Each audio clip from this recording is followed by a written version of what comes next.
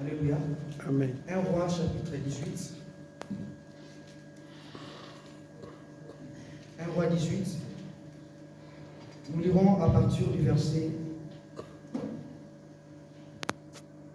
le verset 30. Alléluia. Il est dit, Élie dit alors à tous les peuples, approchez-vous de moi. Tous les peuples s'approcha de lui, et Élie rétablit l'autel de l'Éternel qui avait été renversé. Il prit 12 pierres d'après le nombre des tribus des fils de Jacob, auxquels l'Éternel avait dit, Israël sera ton nom. Et il bâtit avec ces pierres un autel au nom de l'Éternel. Il fit autour de l'autel un fossé de la capacité et des mesures des semences. Il arrangea les bois ou par les taureaux par morceaux et les plaça sur le bois. Puis il dit, remplissez d'eau 4 cruches et versez-les sur l'holocauste et les bois. Il dit, faites-les une seconde fois, et ils le firent une seconde fois. Il dit, faites-les une troisième fois, et ils le firent une troisième fois. L'eau coula autour de l'autel, et l'on remplit aussi d'eau le fossé.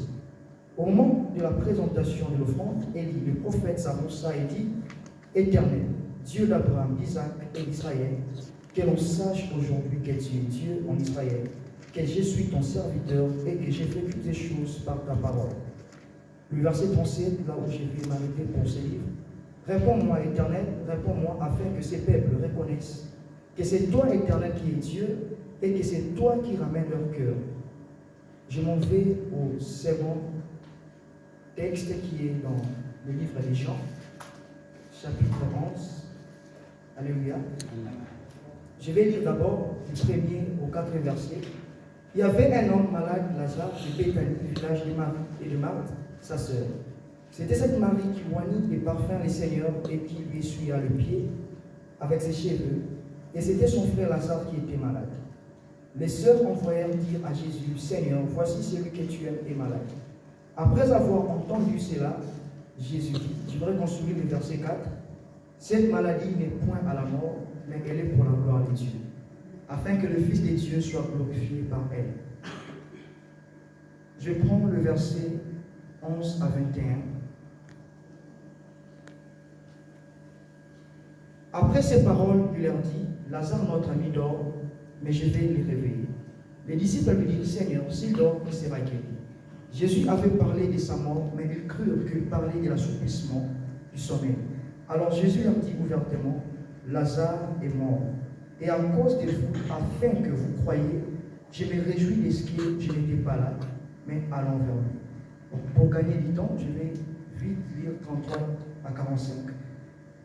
Jésus, le voyant pleurer, elle et les Juifs, la voyant pleurer, elle et les Juifs qui étaient venus avec elle, frémit en son esprit et fut tout ému, et il dit, où l'avez-vous mis, Seigneur? Lui répondit-il, viens et vois. Jésus pleura. Sur quoi les Juifs dirent, voyez comme il l'aimait. Et quelques-uns d'entre eux dirent, lui qui a ouvert les yeux de la veille, ne pouvait-il pas faire aussi que cet homme ne mourût point?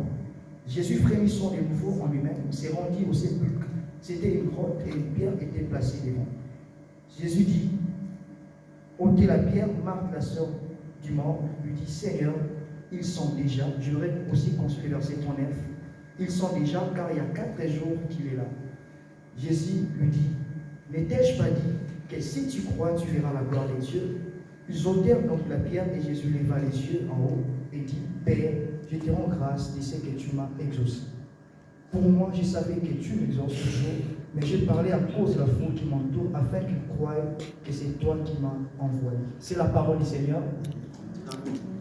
Bien-aimés dans le Seigneur, le premier livre que nous avons lu, le premier texte que je lisais dans le livre des 1 Roi 18, ça nous présente une scène. Une scène où le prophète Élie se retrouve en face du prophète de Baal. Et pourquoi cela est arrivé?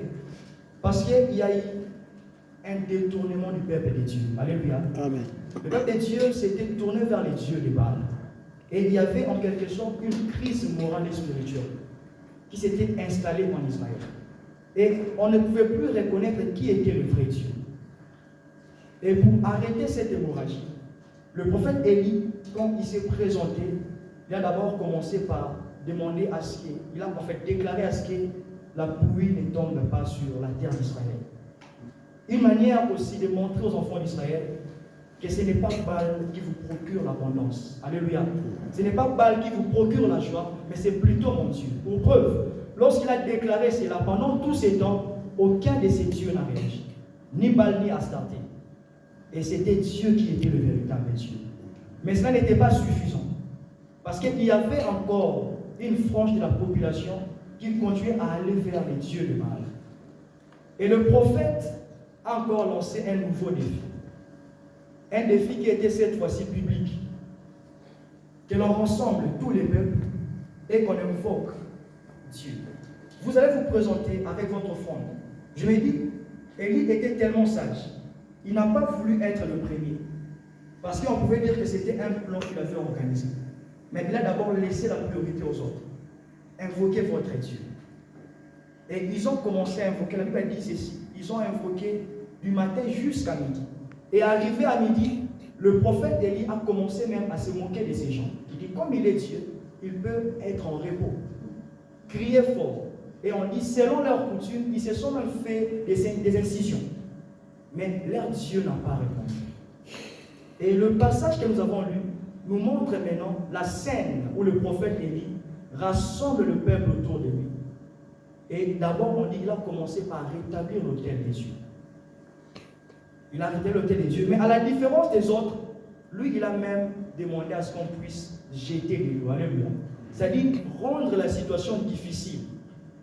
Alors que c'était encore simple pour le premier, mais lui, il a encore rendu difficile la situation. Et on a dit, à 3 reprises, on a jeté les lois, 3 fois.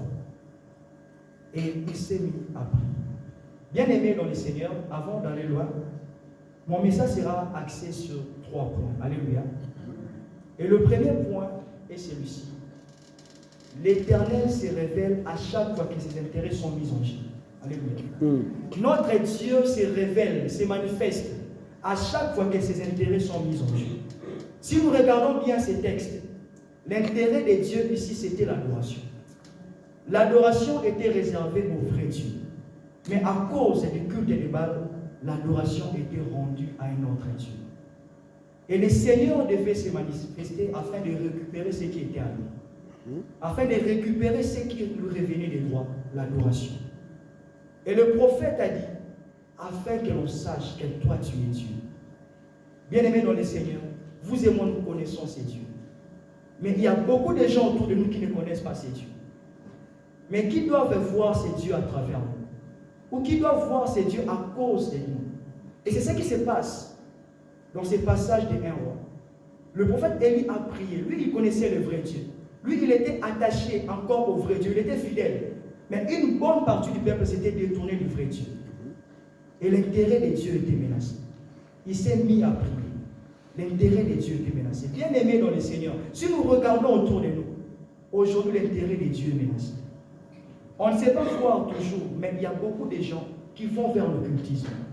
Il y a beaucoup de gens qui vont vers la sorcellerie. Il y a beaucoup de gens qui vont vers les déviations sexuelles à cause des besoins existentiels. Et la condition souvent, c'est de régner la foi chrétienne. Et l'intérêt de Dieu est menacé.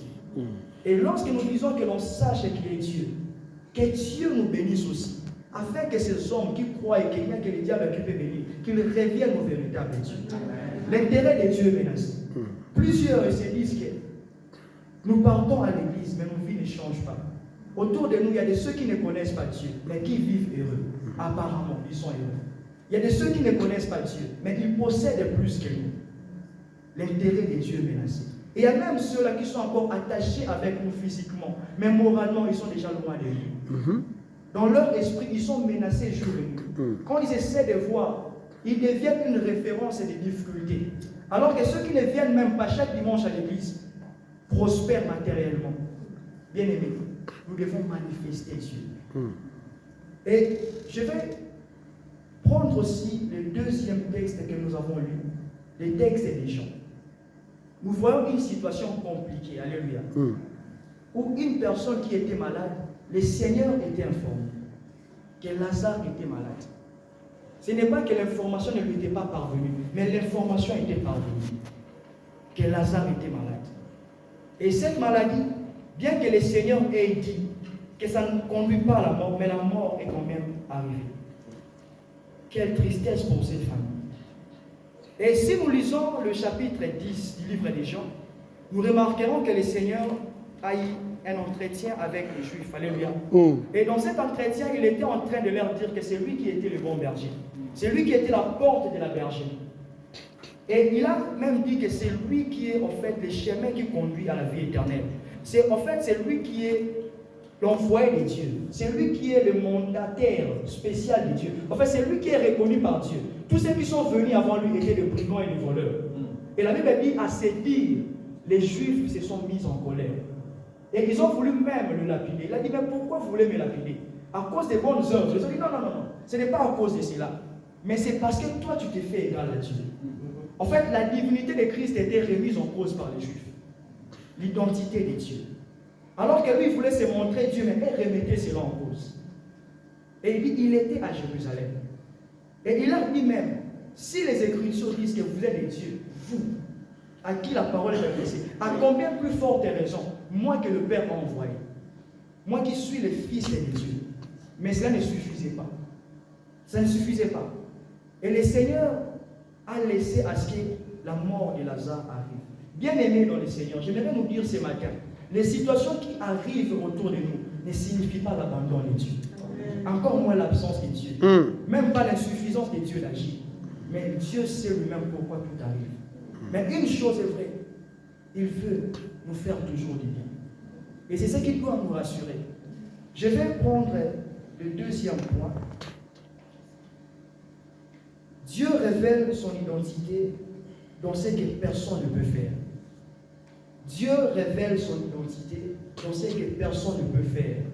Bien-aimé dans le Seigneur, lorsque Lazare était encore malade, même un médecin pouvait apporter la guérison. Lorsqu'il était encore malade, même l'observation de certaines disciplines pouvait aussi guérir. Mais le Seigneur a voulu à ce que la situation atteigne un stade que personne d'autre ne pourra rivaliser le Seigneur. Il y a des circonstances dans notre vie, même un oncle peut résoudre.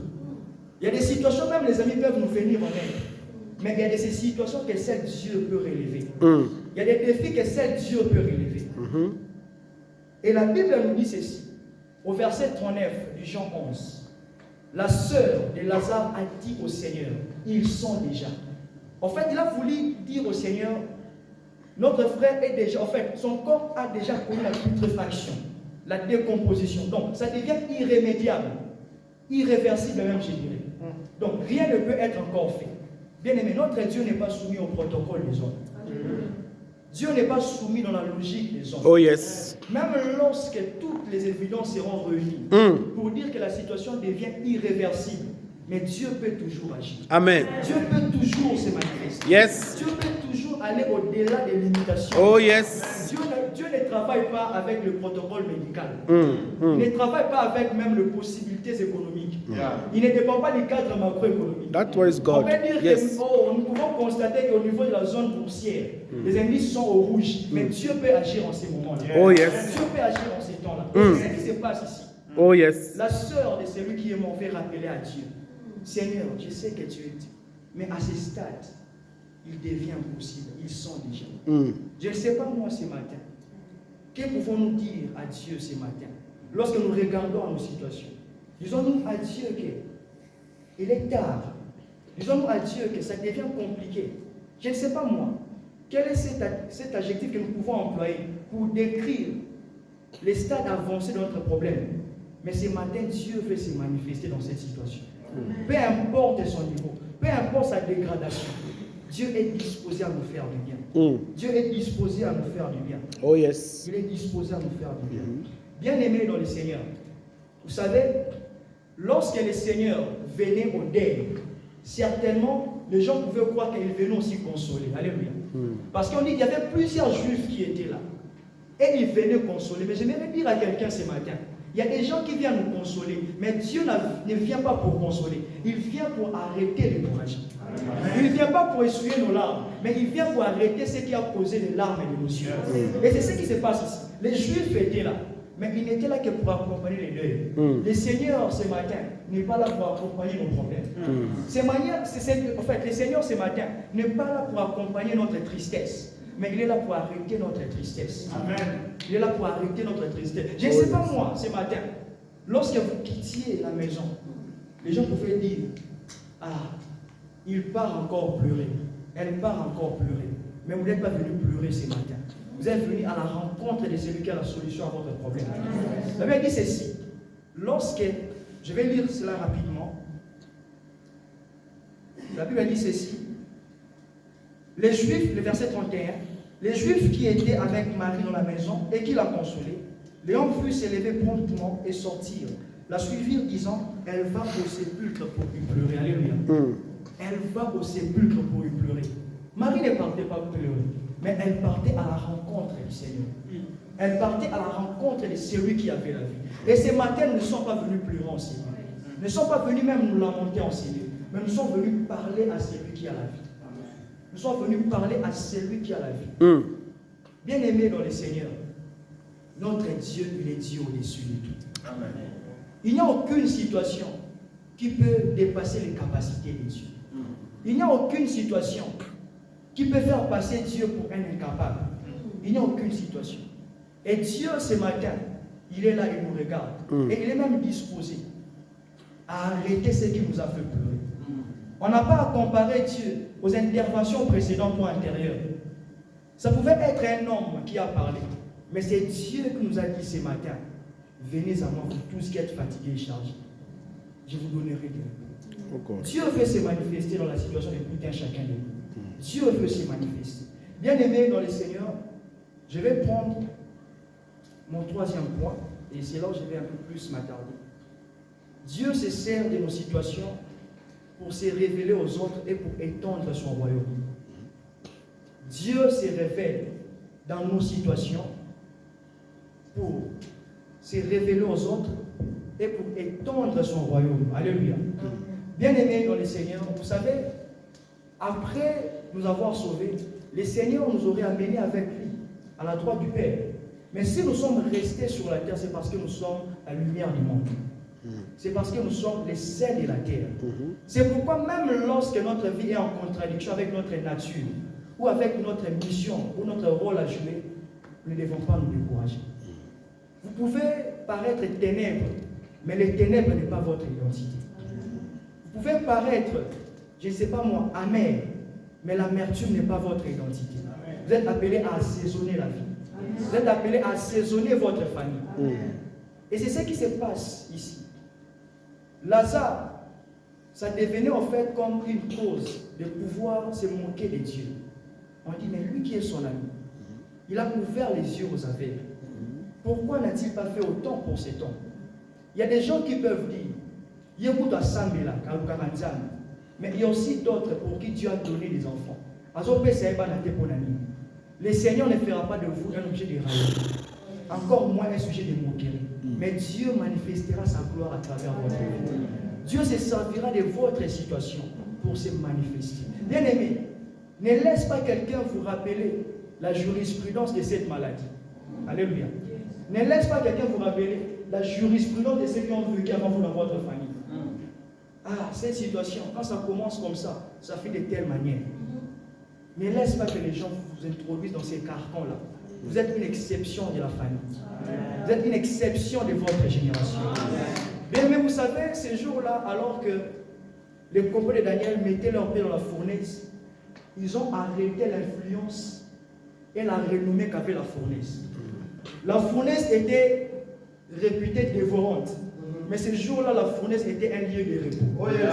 Je voudrais dire à quelqu'un, si cette situation-là était réputée comme dévorante, cette situation-là sera révélatrice de la gloire de Dieu. Amen. Ce jour-là, la Bible dit ceci. On avait jeté 3 personnes, mais il y avait une 4e personne qui était là. Alors que les sœurs ont dit, ils sont déjà. Mais l'odeur de la putréfaction n'a pas repoussé le Seigneur. Votre situation n'a pas repoussé Jésus. Mais il s'est approché de vous ce matin.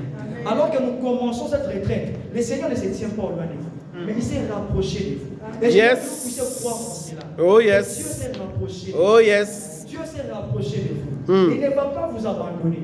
Peu importe les dégâts que vos erreurs ont causés, le Seigneur se rapproche de vous pour réparer les dégâts. Amen. Il n'a pas été responsable de cela, mais il se porte garant ce matin. Oh yes. Il se porte garant ce matin. Je ne sais pas moi, qu'est-ce qui a été la cause de la maladie de Lazare. Je ne sais pas moi, mais Christ s'est porté garant de la résurrection. Il s'est porté garant de la résurrection. Ce matin, le Seigneur a dit ceci. Les tableaux que les hommes peuvent peindre pour votre situation ne peuvent pas l'impressionner. Ne peuvent pas l'impressionner. Mais Dieu, quand il regarde cette occasion, est pour moi de manifester la gloire de Dieu. Oh yes. De manifester la gloire de Dieu. Bien aimé dans le Seigneur, les disciples ont même rappelé à Jésus, même toi, on veut te lapider. En fait, on voulait te lapider il y a peu, mais tu veux encore retourner à Judée. Tu veux encore retourner. Il dit non. Je vais là-bas pour qu'on croie. Il y a des gens qui ne croiront pas au discours. Il y a des gens qui ne croiront pas à ce que nous disons, mais qui croiront aux œuvres. Oh yes. Dieu dans nos vies. Il y a des gens qui ne croiront pas à notre témoignage verbal, mais qui croiront à ce que Dieu aura fait. Il y a des gens qui aimeront palper la gloire de Dieu. Oh yes. Ces jours-là, alors qu'on retirait de la fournaise ces 3 hommes, le roi même a reconnu qu'il y a un seul Dieu, le Dieu de Daniel et de ses amis. Bien aimé, votre situation a atteint, je dirais, ses caractères notoires pour attirer une grande foule. Alléluia. Donc Dieu a permis que ça devienne notoire, célèbre, connu de tous, afin que beaucoup de yeux soient fixés sur vous. Elle me dit ceci. Pendant ce temps à Jérusalem, il y avait beaucoup de gens. Parce que c'était à l'approche d'une fête. Et le Seigneur s'est servi de ces moments. Et Bethel n'était pas loin de Jérusalem. On dit c'était à une distance pas vraiment grande. Et Dieu s'est servi de ces moments pour manifester sa gloire. Pour faire étendre sa renommée. Bien aimé, Dieu a permis à ce que cette situation atteigne ce stade, que ça devient même une référence. Il y a même des gens, quand ils se réunissent, ils peuvent se dire, il y a moyen qu'on a vous fini à noter. Alléluia. Parce qu'ils s'attendent à votre mort imminente. Mais cela n'arrivera pas. Parce que vous êtes une stratégie de Dieu. Vous êtes une stratégie de Dieu. Et ce jour-là, Lazare était la stratégie de Dieu. Si Lazare était, je dirais, guéri dans l'intimité familiale, personne n'aurait reconnu les œuvres de Dieu. Il pouvait juste venir avec les 2 sœurs et leur faire prier. Il pouvait être guéri. Mais le Seigneur a voulu à ce qu'il y ait un rassemblement. Que la foule vienne autour de cette famille. Bien aimé, les regards des gens sur votre situation, Dieu changera ça pour voir sa gloire dans votre vie.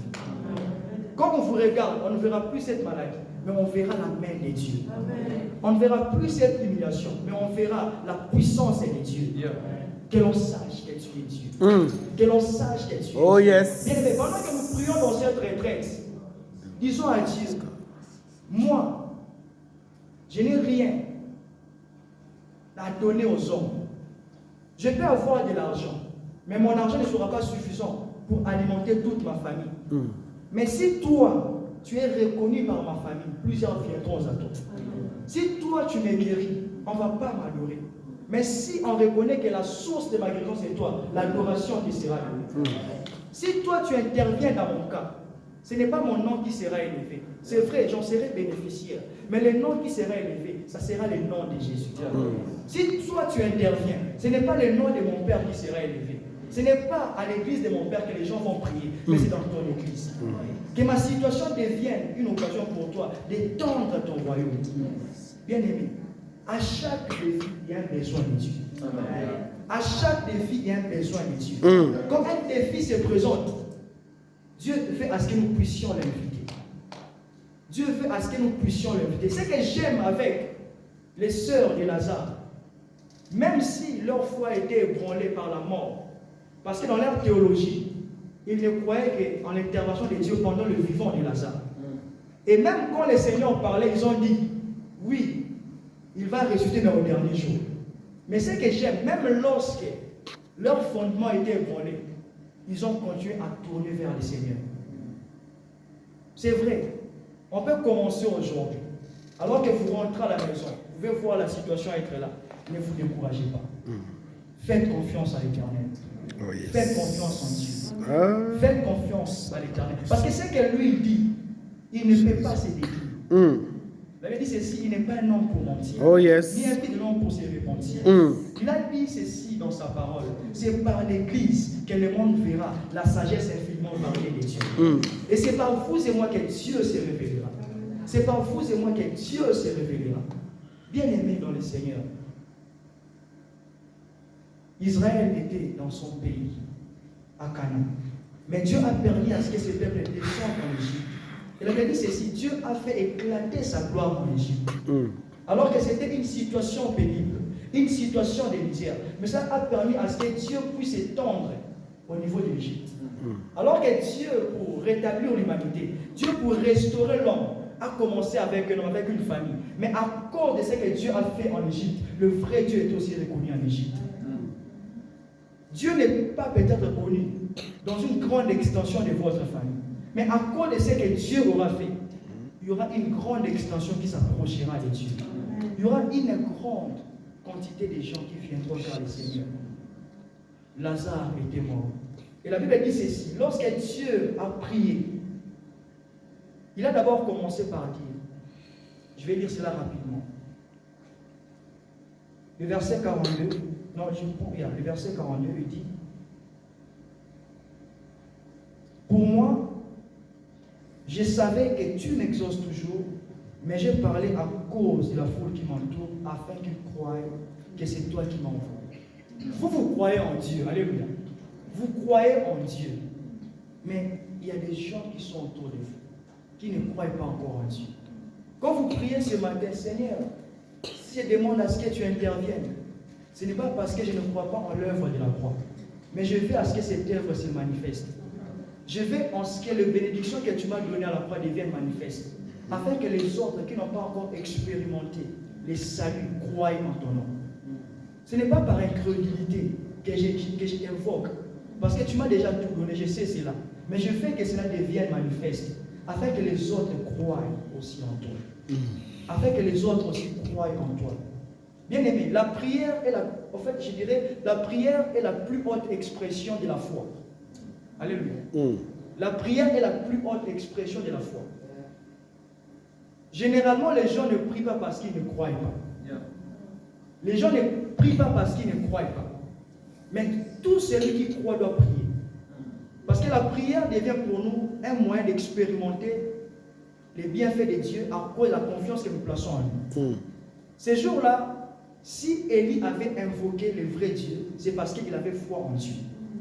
S'il avait lancé ses défis, c'est parce qu'il avait foi en Dieu. Et c'est ce que le Seigneur dit ici. Il dit ici. Il dit, pour moi, je savais. Donc il n'a pas pris le risque pour rien.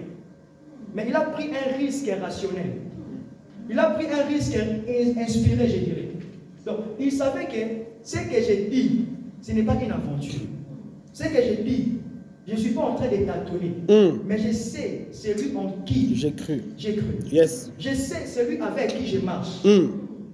Nous devons arriver à ce niveau-là. Nous ne prions pas parce que le pasteur nous pousse, mais parce que nous croyons en celui en qui nous avons cru. Alléluia. Amen. Il a dit, invoque-moi, je te répondrai. Oh yes. En d'autres termes, invoque-moi et je vais me manifester. Oh yes. La réponse de Dieu, c'est sa manifestation. Oh yes. Dieu se manifeste lorsqu'on l'invoque. Et pendant cette retraite, Dieu est disposé. Car la Bible nous dit ceci, sa renommée s'est accrue à cause de l'accomplissement de ses promesses. C'est la renommée de Dieu qui est en Dieu dans cette retraite. C'est la renommée de Dieu. Vous ne voyez que votre problème, mais il y a la renommée de Dieu qui est en Dieu. Vous ne voyez que votre situation, mais c'est la réputation de Dieu qui est mise en Dieu. Que l'on sache qu'il est Dieu.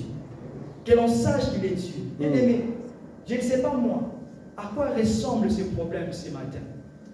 Qu'est-ce que les médecins vous ont dit? Ça peut être même la dureté d'une mesure législative que les autorités sud-africaines ont pris. Mais Dieu n'est pas soumis à la loi sud-africaine.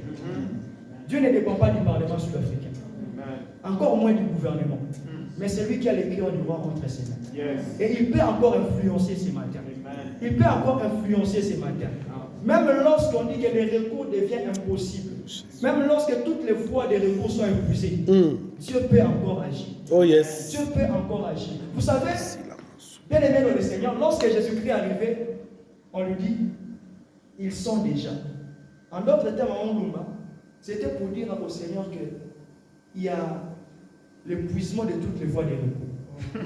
Donc tu aurais dû introduire les recours au moment opportun. Mais maintenant l'air devient inopportun. Alléluia.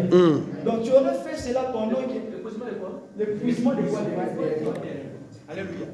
Donc c'est-à-dire qu'il y a péremption. Alléluia. Oh yes. C'est la péremption. Alléluia. Donc on appelle la péremption. Oui, l'épuisement des voies des recours. Donc lui, on ne peut pas lui opposer cela. Quand vous partez en justice, on peut vous dire que vous avez 4 jours pour faire votre appel, interjeter appel. Mais c'est dépassé. Mais Dieu ne connaît pas les dépassés. Amen. Oh yes. Donc Dieu ne connaît pas les dates d'expiration de son action. Ah yes. Donc Dieu est toujours d'actualité. C'est toujours d'actualité. Et je vais dire à quelqu'un ce matin, Dieu ne connaîtra pas l'épuisement dans votre situation. Amen. Et ses capacités ne sont même pas dépassées. Quelqu'un ne dit pas que non, là, il y a dans ma Bible, alléluia. Mais Dieu est d'actualité. Oh, yes. L'action de Dieu est permanente et continue. Et Dieu est disposé à faire cela. Et la Bible dit ceci. Les sœurs de Lazare, ces jours-là, je peux me dire que si déjà il y avait des boissons pour le retrait des dettes, ces boissons étaient pour la fête. Maintenant, on se disait, bon, ok, on peut acheter les aromates. Je ne sais pas moi, c'est qu'ils allaient faire. Mais ces jours-là, en fait, l'événement avait changé de nature. Il n'y avait plus de pleurs, mais la gloire de Dieu. Et dans cette retraite, il y aura un changement des déclarations de nos bouches. Et là, on disait merci Kananaï, Nakobara. Oh yes. Et là, on est sur le point de jeter l'éponge. Oh yes. Je dis que non, je progresse encore. Amen. Je crois encore. Car Dieu est disposé à nous faire du bien. Oh yes. Car Dieu est disposé à nous faire du bien. Oh yes. Ces jours-là, on dit, lui qu'il aimait, bien aimé, Lazare, les sangs n'étaient pas encore coulés, mais il aimait Lazare. Mais vous et moi, il nous a aimés jusqu'au point de répandre son sang. La Bible dit ceci, ce n'est pas avec les sangs de bouc et de taureau, mais avec son propre sang. Oh yes. Il n'a voulu ni sacrifice ni holocauste, mais il s'est fait un corps. Il a dit, mais voici pour faire la volonté de Dieu. Oh yes. Et il est mort pour vous et moi. Je ne sais pas moi, qu'est-ce qu'il pourra nous refuser? S'il a accepté les sacrifices suprêmes, l'argent ne va pas altérer le patrimoine de Dieu. Alléluia. Amen. Donc, même quand Dieu vous donne, son patrimoine ne va pas avoir de diminution. Alléluia. Donc, Dieu ne va pas s'appauvrir. Vous savez, il y a des fois où, lorsque nous voulons faire du bien, nous regardons aussi aux retombées de cela. Est-ce que si moi j'agis en faveur de cette personne, je ne vais pas en souffrir en retour? Le Seigneur n'en souffrira pas en retour. Amen. Donc, ce que Dieu fera pour vous, il n'aura rien perdu. Ce que Dieu fera pour vous, il n'aura rien perdu dans son magasin.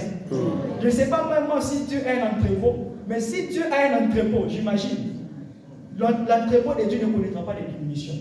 Quand il aura accordé ce qu'il va vous donner. Au contraire, il va gagner en nombre. Comme disait le pasteur Géry hier, en fait, l'équipe de Jésus va accroître en nombre. À cause de ce qu'il va faire, il y aura un accroissement dans son corps. À cause de ce qu'il aura fait, il y aura une augmentation des gens. C'est pourquoi j'aimerais que pendant cette retraite, que nous fassions confiance en Dieu. Il est notre Dieu. Et d'abord, nous devons reconnaître cela, qu'il est disposé à nous aider. Il n'est pas un Dieu lointain, mais il est un Dieu qui est disposé à nous aider. Alléluia. Vous savez, le Seigneur, il dit ceci. Je sais que tu m'as toujours exaucé. Et le Seigneur, avant de s'en aller, il dit, tout ce que vous demanderez à mon nom. En d'autres termes, avant de quitter le monde, Dieu nous a donné un mandat. Alléluia. Il nous a donné un mandat. En fait, quand nous venons dans cette retraite, nous ne venons pas avec notre identité. Nous ne venons pas avec nos mérites. Mais nous venons ici, en fait, nous nous basons sur le Seigneur, ce que le Seigneur a fait. Et il nous a donné ces mandats-là. Quand nous venons, nous prions, Seigneur, que l'on sache que tu es Dieu. Parce que je suis dans ton Fils.